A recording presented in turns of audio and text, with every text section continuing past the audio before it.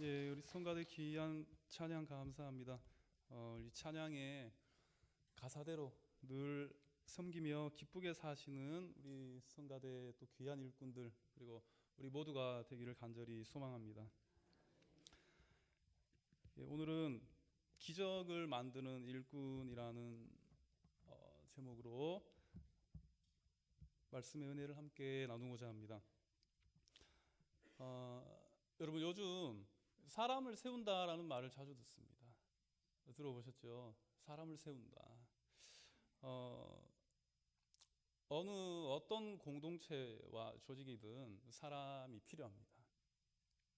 공동체를 이끌어가고 조직을 구성하고 조직이 뼈대가 되겠죠. 뼈대와 같은 조직을 세우고 그리고 그 공동체가 지향하는 어떠한 비전과 목적을 이루기 위해서 누가 필요하겠습니까? 사람이 필요합니다. 그렇기 때문에 여러분 사람을 세우는 일은 굉장히 중요한 일입니다. 그 사람이 곧 일꾼이 되기 때문입니다.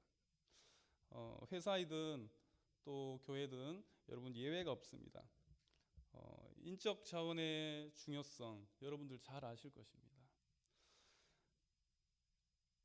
자원의 중요성과 핵심은 여러분 가장 적재적소에 필요한 인재를 쓰는 것입니다. 적재적소에 필요한 인재를 세우는 것입니다. 만약에 반도체 만드는 회사에 제약회사의 기술을 가지고 있는 사람을 인재를 쓸 수 있겠습니까? 못 쓰겠죠. 시계 만드는 회사에는 시계를 만들 줄 아는 사람을 써야 됩니다. 구두를 만드는 이 공장에서는 구두를 만들 줄 아는 기술을 가진 사람을 써야 합니다.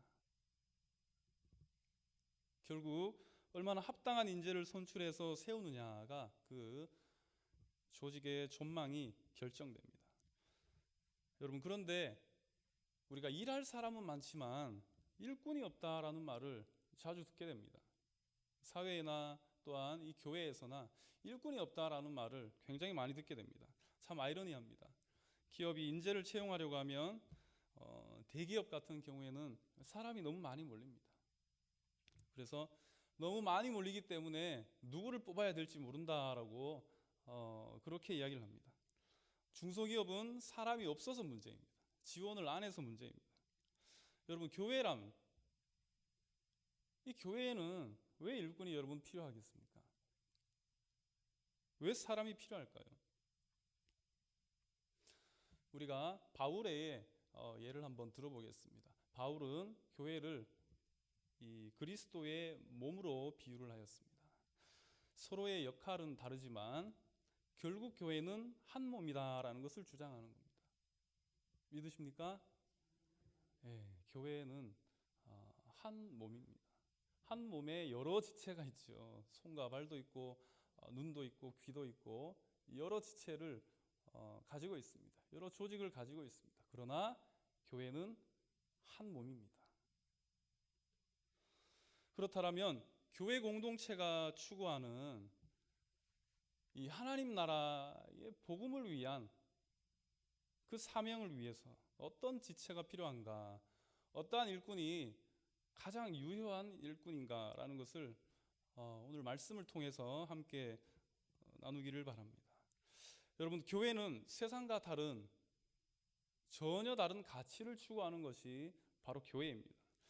끊임없이 이윤을 창출하는 데 목적이 있는 것이 아니라 어떻게든 제자로서 복음을 선교하는 삶을 위해 우리 한번 뜻을 한번 모아봅시다 라고 모인 곳이 바로 이 교회 공동체가 아니겠습니까? 몸된 교회를 세워나가 보자라는 이 하나님 나라의 가치를 두고 움직이는 것이 바로 교회입니다. 오늘 말씀 10절과 11절을 같이 한번 합독하시겠습니다. 시작. 사도들이 돌아와 자기들이 행한 모든 것을 예수께 여쭈니 무리가 알고 따라왔거늘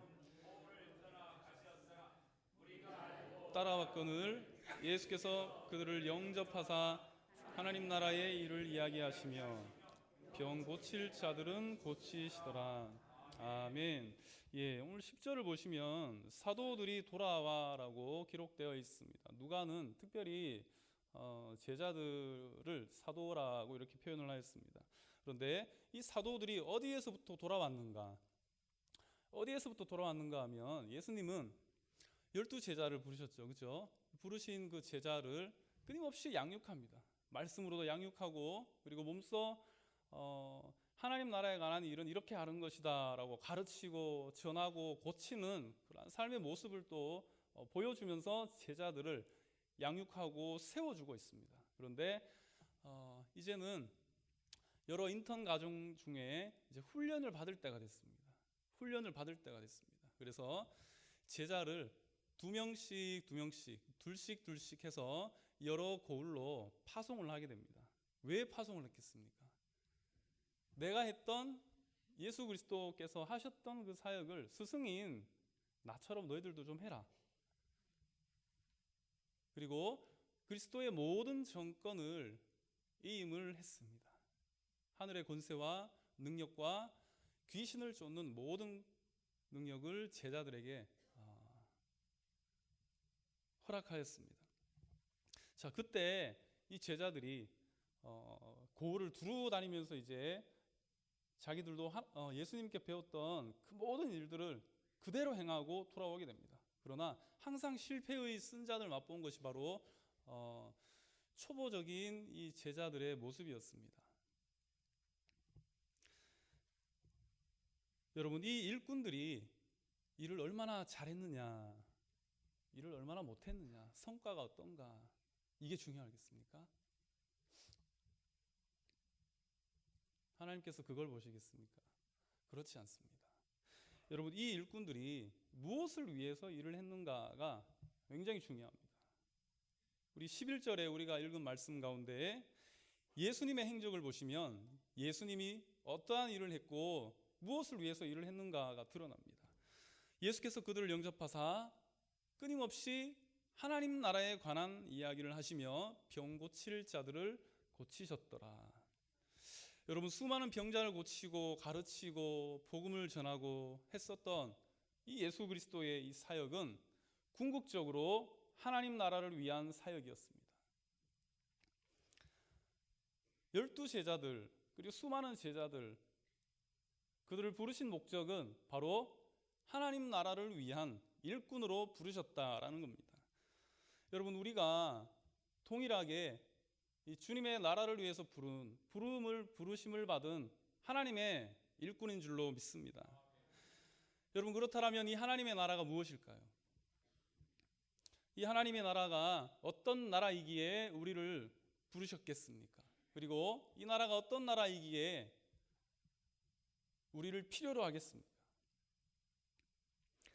예전에 사역했던 교회에서 제가 늘 큐티 말씀 묵상 그룹을 인도하게 되었습니다. 그때 이제 이 누가복음의 말씀을 함께 묵상을 하면서 이 복음서의 아주 핵심이 그거잖아요. 하나님의 나라에 관한 것인데 이렇게 빙 둘러 앉아 있는 군사님 또 집사님들하고 하나님의 나라가 어떤 나라일까 한번 여러분들 생각나시는 대로 말씀해 보시라. 그래서 그 나라가 어떤 나라인지에 대해서 한번 나눔을 가졌었던 적이 있습니다. 근데 어떤 우리 권사님은 아픔이 없는 나라이지 않을까요? 아멘이시죠? 아픔이 없는 나라. 예. 그리고 또 어떤 집사님은 눈물이 없는 나라였으면 좋겠다. 그리고 어떤 분은 조금 좀 우스갯소리로 월세와 전세가 없는 나라가 하나님 나라다, 이렇게 말씀하시더라고요. 월세와 전세가 없는 나라. 아멘입니다. 월세와 전세가 없는 나라가 하나님 나라 맞습니다, 여러분. 그 나라에 어떻게 월세가 있고 전세가 있을 수 있겠습니까? 참 우스운 얘기였지만 우리 참 모두가 공감하였던 그런 나눔이었습니다. 여러분은 어떻게 생각하십니까? 하나님의 나라가 어떤 나라라고 생각하십니까? 여러분이 또한 생각하고 꿈꾸는 하나님의 나라는 어떤 나라인가? 여러분, 가장 쉽게 하나님의 나라는 하나님의 소유된 나라이겠죠. 그분의 소유된 나라라는 것은 그분의 통치가 있는 나라입니다. 그분의 통치가 있는 나라라는 것은 하나님의 다스림이 있는 나라입니다. 그러면 이 교회 커뮤니티죠. 교회 공동체라는 것은 하나님 나라를 위해서 만들어진 주의 몸된 교회일진데, 우리가 하나님의 나라를 위해 이 교회 공동체는 어떤 역할을 해야 되겠습니까? 먼저 하나님의 다스림을 받아야 됩니다. 그래야 여러분 이곳이 하나님의 나라가 됩니다. 하나님의 통치가 여러분 이곳 가운데 충만하기를 저는 간절히 소망합니다.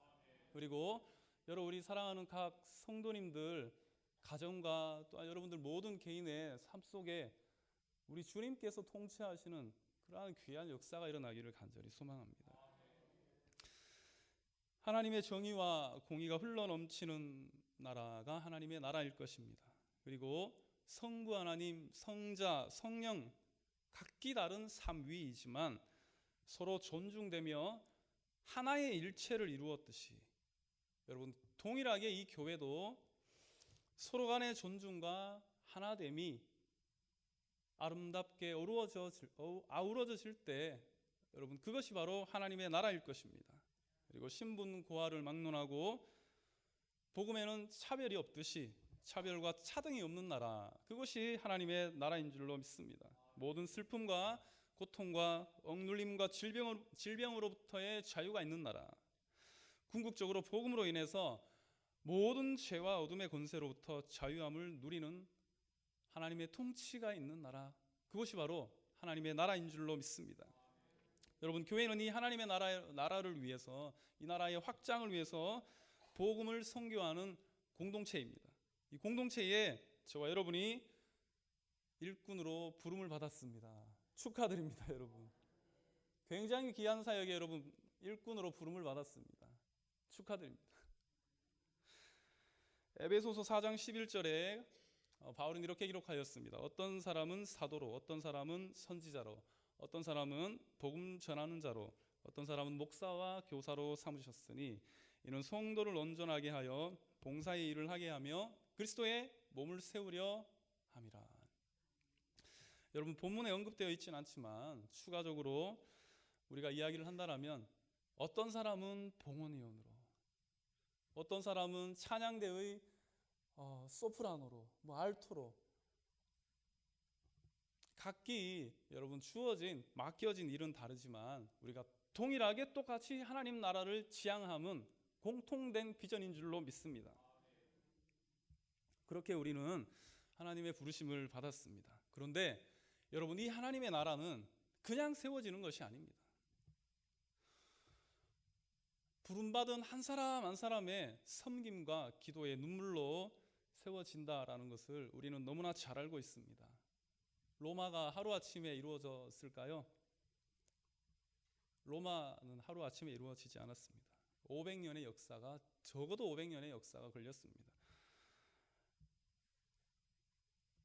제가 오기 전에 이제 잠시 송파구 잠실에 살았었는데, 잠실에 있는 그 123층짜리 롯데타워가 있습니다, 여러분. 그게 하루아침에 지어졌을까요? 하루아침에 세워졌을까요? 그렇지 않습니다. 적어도 몇 년에 걸쳐서 공사를 하고 심의를 하고 여러 가지 과정을 거친 후에 타워가 생겨졌습니다. 여러분, 하나님의 나라도 마찬가지입니다. 이것은 결코 그냥 이루어지지 않습니다. 이 성경의 역사도 여러분 아시잖아요. 그냥 이루어진 것이 아닙니다. 구약과 신약이 그냥 쓰여진 것이 아닙니다. 아브라함의 믿음의 결단을 통해서 복음의 약속이 신약까지 이어져 옵니다. 모세 한 사람의 결단과 순종으로 자기는 입이 뻣뻣해서 내가 바로 앞에 하나님 어떻게 나가겠습니까? 너무나 부족합니다 라고 할 때 그래도 하나님의 그 비전과 사명에 순종함으로 말미암아 여러분 이스라엘 많은 백성들을 엑소도스 시킨 것이 바로 이 모세였습니다. 사사들, 12사사들이 있었습니다. 그 한 사람 한 사람의 순종과 사명을 감당하는 일꾼의 모습이 있었기 때문에 왕이 없었던 그 시기에 이스라엘은 넘어지지 않았습니다. 그렇다면 이 하나님의 나라 여러분 그냥 이루어지는 것이 아니다라는 겁니다. 동의하시죠? 예. 하나님은 부르신 일꾼을 통해서 여러분 오늘도 하나님의 나라의 기적과 역사를 써내려가는 줄로 믿습니다. 그런 의미에서 오늘 기적을 만드는 일꾼 한 사람을 소개하고자 합니다. 그분은 바로 예수 그리스도입니다. 주께서는 기적을 만드시는 일꾼이었습니다. 오늘 본문은 제가 따로 설명을 할 필요도 없이 여러분들 너무나 잘 아시는 그러한 본문이었습니다. 오병이어의 기적 잘 아시죠? 그죠? 보리떡 5개와 물고기 2마리로 장정만 5천 명을 먹이고 12광주리를 남겼었던 이적이었습니다. 그러나 오늘 우리가 함께 묵상하고 핵심적으로 봐야 될 사항은 기적을 만드는 일꾼인 이 예수 그리스도, 우리의 굉장히 중요한 롤 모델이 될 것인데 이 예수님은 어떤 일꾼이었는가, 두 가지 핵심적인 사항을 나누고 말씀을 마무리하도록 하겠습니다. 그리스도에 의하면 첫 번째로 기적을 만드는 일꾼은 여러분 사람을 세우는 말을 해야 합니다. 사람을 세우는 말을 해야 합니다. 12절과 13절 여러분 같이 한번 합독하시겠습니다. 시작. 날이 저물어 가매 12사도가 나와 여짜오되 무리를 보내어 두루 마을과 촌으로 가서 유하며 먹을 것을 얻게 하소서. 우리가 있는 여기는 빈들이니이다. 너희가 먹을 것을 주라 하시니 여짜오되 이 모든 사람을 위하여 먹을 것을 사지 아니하고서는 할 수 없나이다. 아멘. 예, 예수께서 뭐라고 말씀하셨는가 하면 이 벳세다까지 많은 무리들이 모여왔습니다. 따라왔습니다. 도보로 따라왔겠죠. 버스를 타고 자가용을 타고 온 것이 아니고 도보로 예수님의 행적을 쫓아 그리스도의 뒤를 밟아서 벳세다까지 많은 무리들이 모이게 되었습니다. 이제 그들은 그리스도의 말씀을 듣고 있는 가운데에 여러분 날이 저물었습니다. 해가 저물었습니다. 어둠이 깔리기 시작합니다. 배가 고픕니다. 그런데 제자들은 선뜻 걱정이 되는 겁니다. 이 수많은 무리들 계속 예수님은 복음을 전하고 사역을 하고 계신데 이 무리들을 보아하니 아이들도 있고 여자들도 있고 장정만 5천 명이나 되는 아주 큰 무리가 있는데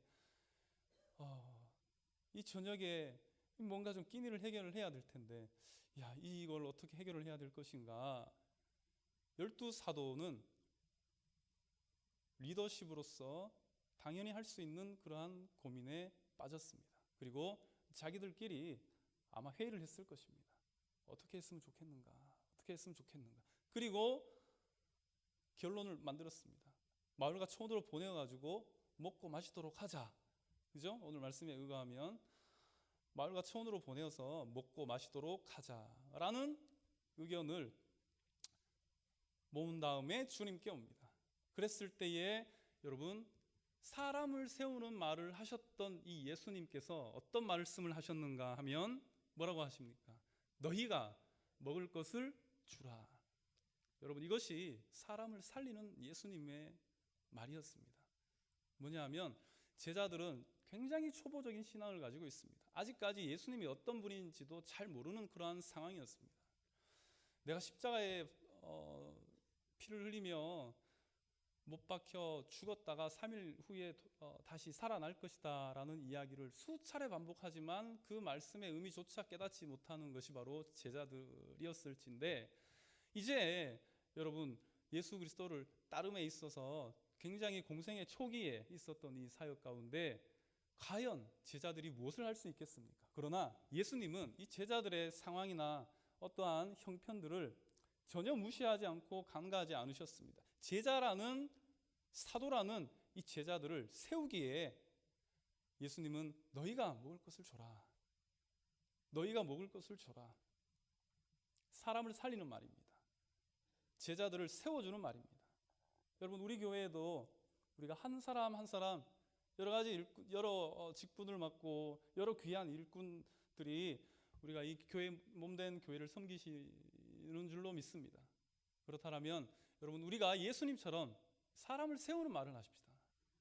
사람을 살리는 말을 하시고 사람을 세우는 그러한 예수님의 언행을 닮아가는 저와 여러분이 되기를 간절히 소망합니다. 두 번째로 기적을 만드는 일꾼은 여러분 품위와 질서가 있는 일꾼입니다. 14절과 15절입니다. 제가 짧게 읽어드리겠습니다. 이는 남자가 한 5,000명 되미로라. 제자들에게 이르시되 때를 지어 한 50명씩 앉히라 하시니 제자들이 이렇게 하여 다 앉힌 후에 16절에 예수께서 떡 5개와 물고기 2마리를 가지사 하늘을 우러러 축사하시고 떼어 제자들에게 주었고 무리에게 나누어 주게 하시니. 자, 이 가운데에서 여러분 품위와 질서를 찾으셨습니까? 기적을 만드는 예수님의 이 일꾼, 이 예수님은 품위 있게 일하셨고 질서 있게 일하셨습니다. 여러분 교회 내에는 품위 있고 질서 있는 공동체가 되어야 됩니다. 왜냐하면 그것이 바로 하나님 나라를 위한 일이기 때문입니다. 우리가 동일하게 하나님 나라를 위한 그러한 굉장히 중요한 비전과 사명을 가지고 있지요. 그렇게 부름받고 하나님 앞에 일꾼으로 우리가 세움받았지요. 그러면 그리스도께서 어떻게 우리에게 중요한 롤 모델이 되셨습니까? 바로 품위 있고 질서 있게 사역하는 것입니다. 여러분 5,000명이 되었을 때 예수님은 먼저 제자들에게 너희들이 먹을 것을 나눠주라 라고 제자들을 세우셨고 살리셨습니다. 그리고 이제 어떻게 질서 있게 일을 하셨는가? 자, 5,000명을 어떻게 여러분 먹을 것을 나눠주겠습니까? 질서 있게 차분하게 예수님은 한 그룹씩 만들어 보아라 라고 50명씩 만들어 보라 제자들에게 명하셨습니다. 그렇다면 한 100개 정도의 그룹이 형성이 되었겠죠, 그죠? 그리고 그냥 빵을 떼어가지고 나눠준 것이 아닙니다. 예수 그리스도는 성부 되시는 하나님 아버지, 그 하나님 아버지가 가지고 있는 모든 영적인 질서에 순응하며 먼저 하신 것은 하늘을 우러러 축사하셨습니다. 여러분 그냥 빵을 떼어서 준 것이 아닙니다. 그리고 떼어서 자기가 나눠준 것이 아니라 다시 제자들을 세워줍니다. 자, 이제 너희들이 나누어 주어라. 여러분 굉장히 품위 있고 질서 있지 않습니까? 하나님은 무질서의 하나님이 아니십니다 라고 고린도전서 14장 33절에 바울은 기록하고 있습니다. 이 세상 모든 세계를 우주 만물을 창조하실 때에도 질서 있게 창조하신 분이 바로 하나님이신 줄로 믿습니다. 교회 내에도 여러분 질서가 있어야 합니다. 고린도전서 14장 40절에 모든 것을 품위 있게 하고 질서 있게 하라. 여러분 이것이 기적을 만드는 일꾼의 모습입니다. 우리가 어떠한 하나의 문제에 봉착했을 때 제자들처럼 좋은 안건을 낼 수가 있습니다. 그러나 질서 있게 상황을 풀어나가자라면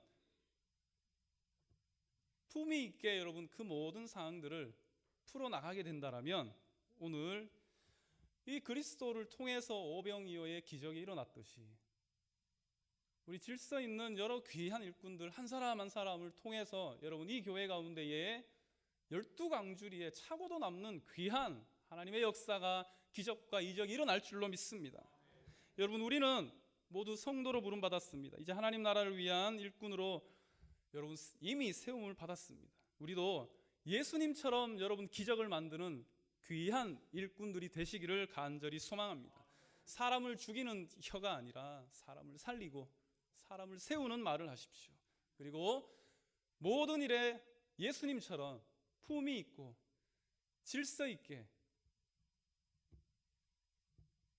그렇게 몸된 교회를 세워나가는 저와 여러분이 되기를 간절히 소망합니다. 기도하시겠습니다. 하나님 아버지 은혜를 감사합니다. 예수님 닮아가는 우리가 될 수 있도록 인도하여 주시옵소서. 예수님을 우리 인생의 최고의 가치로 두고 예수님의 말과 행동 아버지 하나님 세밀하게 닮아가는 그러한 우리 모두의 삶이 될 수 있도록 축복하여 주옵소서. 살아계신 우리 주 예수님의 이름으로 간절히 기도하옵나이다. 아멘.